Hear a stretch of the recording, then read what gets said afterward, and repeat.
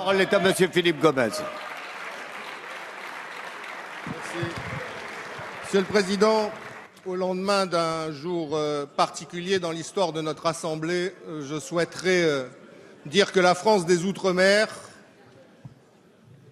s'est aussi rassemblée en ce 11 janvier partout où elle vit pour communier par la pensée, par l'esprit et par le cœur avec des millions d'autres Français pour dire, elle aussi, son indignation et son horreur face à la barbarie, pour dire sa peine à l'égard des familles dont l'un des membres a été fauché par la haine, pour dire enfin son attachement indéfectible à la liberté, à la laïcité et aux valeurs républicaines.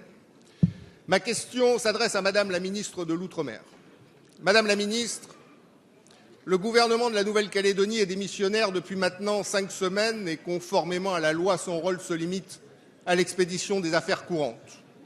Le 31 décembre dernier, un nouveau gouvernement a été élu par le Congrès. C'est le gouvernement légal et légitime qui n'a pu entrer en fonction du fait de l'absence de majorité absolue permettant l'élection de son président.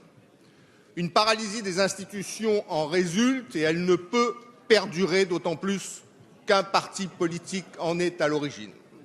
Elle ne peut perdurer d'abord parce qu'il faut respecter la volonté exprimée par les Calédoniens lors des dernières élections provinciales qui ont fait de Calédonie Ensemble la première formation politique de Nouvelle-Calédonie. Et le respect du suffrage universel, c'est le premier des respects républicains, des principes républicains. Elle ne peut perdurer parce que nous avons des réformes économiques et sociales importantes à mener et que seul un exécutif de plein exercice peut les conduire. Elle ne peut perdurer, enfin, parce que, en aucune manière, un exécutif qui expédie les affaires courantes ne peut véritablement gouverner un pays. Merci. C'est pourquoi, Madame la ministre, je vous demande quelles sont les initiatives que vous pouvez prendre. Georges Paul-Langevin, ministre des Outre-mer. Merci, Monsieur le Président.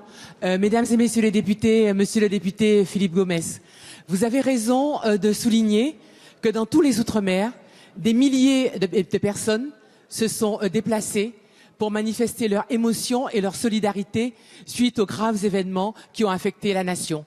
Et je dois dire que l'hommage qui a été rendu hier par le Président de la République et par les plus hautes autorités de l'État à la policière municipale qui a été tuée dans ces circonstances est de nature, me semble-t-il, à renforcer encore davantage le lien qui unit les habitants des Outre-mer et la République.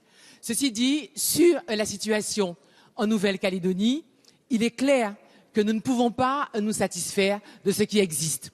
Le gouvernement ayant démissionné peut simplement aujourd'hui expédier les affaires courantes.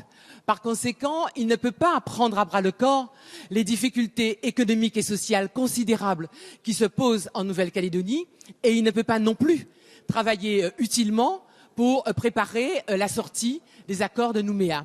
Donc ce que nous devons souhaiter, et ce que nous souhaitons d'ailleurs, c'est que les partis politiques là-bas reprennent le dialogue de manière à ce qu'ils remettent sur pied un gouvernement avec un président ou une présidente et un vice-président susceptibles de prendre les initiatives indispensables aujourd'hui pour que nous puissions avancer. Alors bien évidemment, si cela ne pouvait pas se faire, le gouvernement, en tant que partenaire des accords de Nouméa, serait obligé de prendre les initiatives qui s'imposent pour que nous puissions sortir de l'imbroglio. Mais ce que nous souhaitons, c'est que les uns et les autres, nous soyons à la hauteur de nos responsabilités pour que 2015 soit une année utile pour la Nouvelle-Calédonie, nous permettant d'avancer comme nous devons le faire.